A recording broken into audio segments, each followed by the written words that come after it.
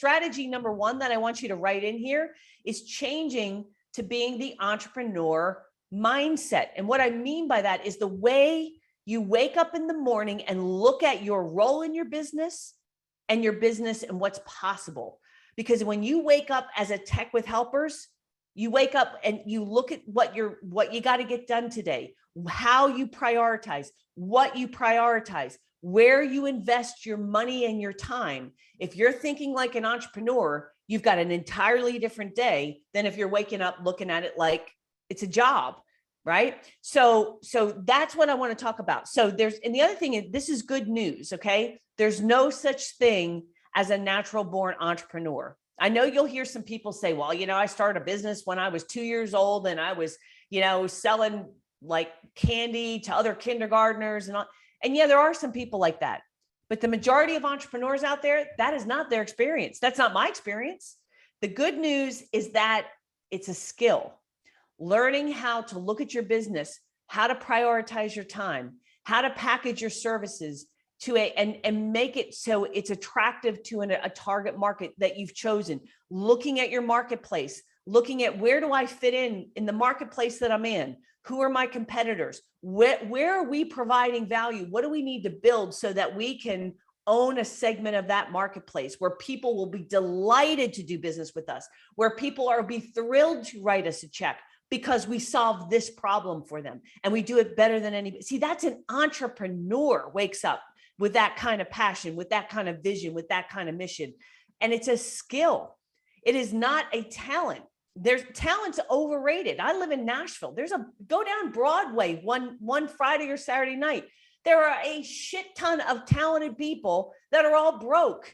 Talent is overrated. Skills, highly developed skills, it's another thing. All right. So when you see a top performer, maybe they have some talent, but it's mostly putting the time and effort into refining and developing skills. And so when you look at most entrepreneurs, if we look at most of you, you have two kind of mindsets that you want to think about, right? There's the operations tech mindset.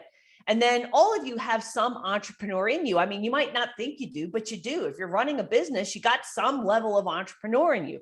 The question is, how balanced are you here? Or how skewed are you one side to the other? And here's what I will tell you. We're on page 4 of your workbook, right? So you're going to want to fill these blanks in. The entrepreneur thinks and approaches the business differently. And I'm not going to say operations is bad. That's not what the conversation is. You need good operations. I'm not saying that. But what you'll find as I go through this is you are far too heavy on the operations side, and you need to move over some of your thinking, your decision-making, your viewpoint, your mindset to that of an entrepreneur, because the entrepreneur is the gas pedal in the business and the operations are brakes. Entrepreneurs are drivers. We got to get this campaign out now. We got to get, how many customers did we bring in? How many appointments do we have this week? How much new MRR did we bring on this quarter? Entrepreneurs set goals and they measure against those goals and they know how they're performing against those goals. The operations, they're like, goals, shit, I got enough stuff going on around here. I can't add more customers. I can't change our operations. I can't even find good people. How am I supposed to do that? So the operations is constantly hitting the brake. The entrepreneur is constantly the gas pedal, right? Now, again, I'm not saying operations is bad. The reason that cars have brakes is so you can go fast. So you need brakes. You'll die if you don't have brakes on a car, but you can't drive a car forward with your foot on the brake. That's the difference. And so what we got to do, if nothing else, just take your damn foot off the brake. Maybe don't even put it on the gas pedal yet, but at least take your foot off the brake. The entrepreneur focuses on what will sell. They look at the marketplace. They say, who do we want as a customer? What do we have to be able to deliver, do, or promise so that we can be more than competitive, so that people will take our meetings. They will answer our emails and our phone calls. They'll want to meet with us because what we can do is something they're not getting right now. We got to focus on what do we build that people want to buy, where the operation says, no. Let's look at what everybody else over here in the MSP world is doing. What are they including? What are they charging? How are they packaging it? How are they pricing it? And then let's build that, because that's safe and that's known. And that doesn't take any creativity. That doesn't require you to understand a customer. That just requires you to be a copycat. And then when you copycat people, what do you get? You get Applebee's, you get a middle of the road, uninteresting. We already got that. We're fine type of business. Nobody wants to talk to you. So the entrepreneur mindset is focus on what will sell. That's why entrepreneurs frustrate the hell out of operations, because an entrepreneur is always changing, moving, adding, expanding. We're constantly driving. It's not good enough. We got to do something new. We got to do something different. We got to add on a new service. We got to add on this, that. We got to bolt this on. There's an opportunity over here. Let's hire some salespeople and the marketing team, and let's go develop that opportunity. Drive. The operations, just they're frustrated as hell. Why can't you leave just well enough alone? Do not add another customer over here. Are you crazy? What did you sell? What did you buy? When? Are you nuts? You better stop all this marketing nonsense. I don't know how I'm going to fulfill on this. I can't. I'm already working 80 hours a week. I'm already buried. I can't find good people. I don't know how to hire people. I don't know how to lead people. I don't know how to get operation systems in place. Just stop all this marketing nonsense right now. And this is why they don't grow. Okay. That's the entrepreneur loves sales and marketing, and the operations resents it. They don't like it. They think it's spammy, scammy. I already covered this. They think it's, if we were good, we shouldn't have to do this. We shouldn't have to put up a good website and all this nonsense. We're the best at what, it's like the ultimate entitlement attitude. We deserve to get more customers because we're really good at what we do. Being good at what you do does not entitle you to anything. It's bupkis. You need to go out there and sell and market and compete, because guess what? And you all know this. The best company does not always win. The most qualified person doesn't always get the bid. And by the way, it's not about price either. It's the person. Like I always say that before a customer buys, before they don't know how good you are. They only know how good your marketing is. And that might make you mad, and that might be grossly unfair. And I would agree with all that. But that's the reality of life.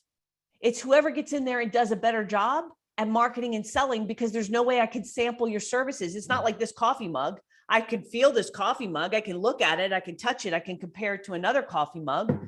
Services, you're a marketing engine, and your growth is completely 100% tied to sales and marketing. And if your operations focused and you resent it, and you don't like to do marketing, and you don't want to add customers, and your business is a mess, are you starting to see? The entrepreneur wants to go fast, where the operations slow and steady.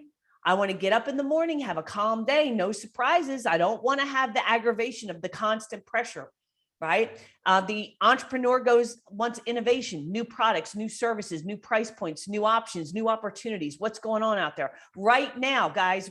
Cybersecurity, compliance, these are not new concepts. They've been around for several years. There's vendors out there that can help you do this. There is a need in the marketplace. In fact, with compliance, they got a gun to their head. They have to be compliant. And what have you done to capitalize on that opportunity? Cybersecurity, compliance, co-managed is booming. People need, MSPs are moving upstream. It's getting more complicated and sophisticated to run IT. You all know that. The mid-sized businesses where they used to have one guy, 2, 3 guys on the technical side, used to be able to handle it. They can't anymore. What have you done this last year to capitalize on those 3 opportunities alone? Nothing? See, why not? Because it's the entrepreneur mindset versus the operations mindset. Because operations says, what is everyone else doing? Or, are we being told by our customers we have to sell this? And customers don't tell you they need to come buy something. Customers don't do that. Customers go find another MSP. No, another MSP finds your customer and says, your MSP is not doing this for you.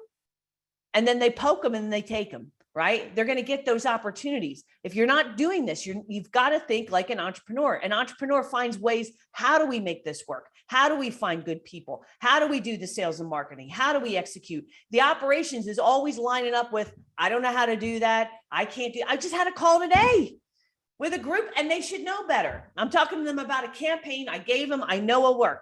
First step, let's identify who we want to get. And the guy's sitting there saying, well, we can't call these guys because, They're not in my market, and we can't call these CPAs because they're really busy right now with tax season, and we can't call these. So I'm like, I don't need another reason why it won't work. There's no money in that. Do you realize no one's going to come write you a check for making a list of reasons why something won't work? I can haul any idiot off the street. That's how we want to solve the homelessness problem. Pay all the homeless people to come up for reasons why something doesn't work, because it's really easy to do. And if you wanted to pay, then we could pay them to do that. That's not what you get paid to do. You as the entrepreneur have to figure out, how do we make this work? How do I execute? How do I have more time? How do I get more productivity? How do we get more profit? That's your job, right? And this is why I said some of you are not going to like me by the end of this. But how do you define your role? How do you define your role? Because if you're sitting there going, I want to make more money, I want to work fewer hours, I don't want chaos in my organization, I want better quality customers who appreciate IT and pay top dollar, guess what? There's no Santa Claus that's going to drop them off for being a good person. It's not how it works, right? Easter Bunny ain't coming along. Hippity hop in the little basket. Here you go. Basket full of customers it ain't going to happen. And you've got competition out there who are entrepreneurial, who are aggressive, who are going to get that business. And they're going to lock them up in 3-year agreements.